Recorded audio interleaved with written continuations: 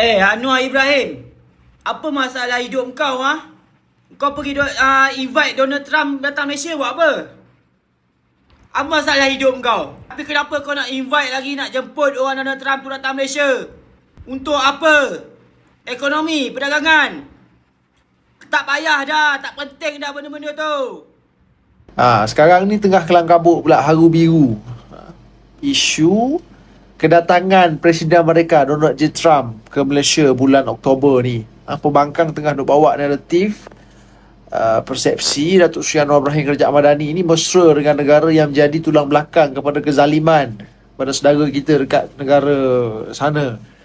Dah ada desakan hasutan supaya rakyat turun beramai-ramai ke jalan raya membantah Donald J. Trump. Dia macam ni lah saudara. Kita kena faham satu perkara lah. Negara Amerika Syarikat ni masih lagi sebuah negara kuasa terbesar ekonomi dunia. Hakikat dia begitu. Siapa pun naik jadi kerajaan pusat, PAS ke, Bersatu ke, gerakan sekali pun, MCA, MIC, DAP, UMNO, siapa-siapa sahaja naik jadi kerajaan, dia kena jaga hubungan diplomatik dua hala dengan Amerika Syarikat. Amerika ni, dia kontrol habis. Ekonomi dia pegang, teknologi dia pegang, keselamatan, perdagangan global, semua dia pegang. Amerika pegang habis.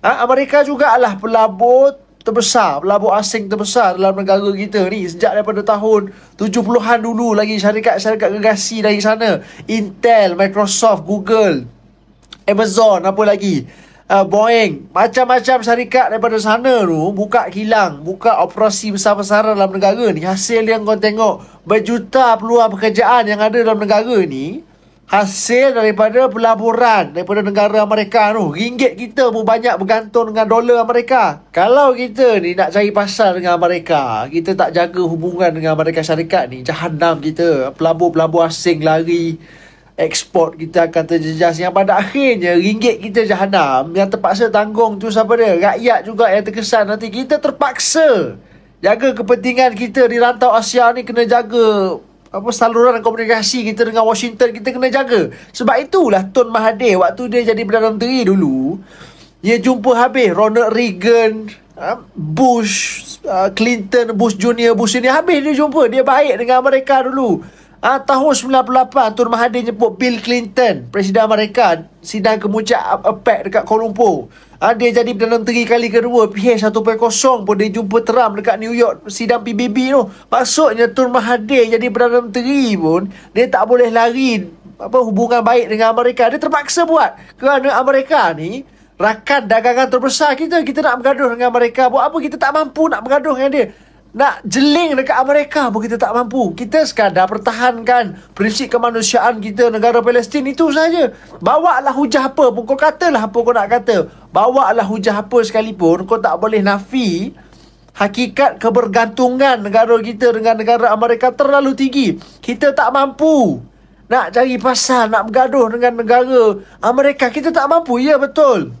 Kita tetap bertegas dalam isu Palestin, prinsip kemanusiaan kita, itu daripada dulu kita bertegas. Tapi dalam waktu yang sama, kita kena pakai otak juga nak jaga negara ni. Contoh paling mudah, kuat tak kuat Amerika ni, tu hari tu kes tarif daripada US. Amerika bubuh tarif cukai import terlalu tinggi pada negara-negara yang dia kata jadi punca defisit perdagangan negara dia.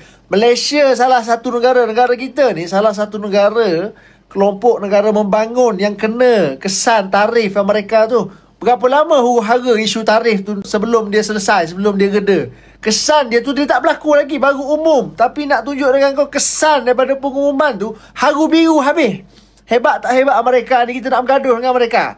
Lagipun Donald Trump datang ke Malaysia ni, jemputan sidang kemuncak ASEAN dekat Kuala Lumpur. Bukannya Donald Trump datang ke negara kita ni sebab kita nak ajak dia lepak kedai mamak ke, pergi lepak Putrajaya ke, nak berkawan-kawan, nak pergi jalan-jalan ke apa. Tak, kita nak bincang pasal banyak perkara, pengurangan defisit perdagangan, pasal tarif, potensi perjanjian perdagangan dua hala, macam-macam boleh kita bincang dengan Donald Trump ni.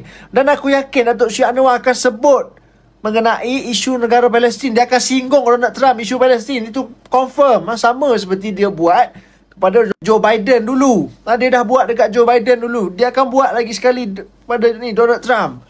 Kalau kita tengok tahun-tahun lepas, Pelaburan kita dengan mereka banyak mana?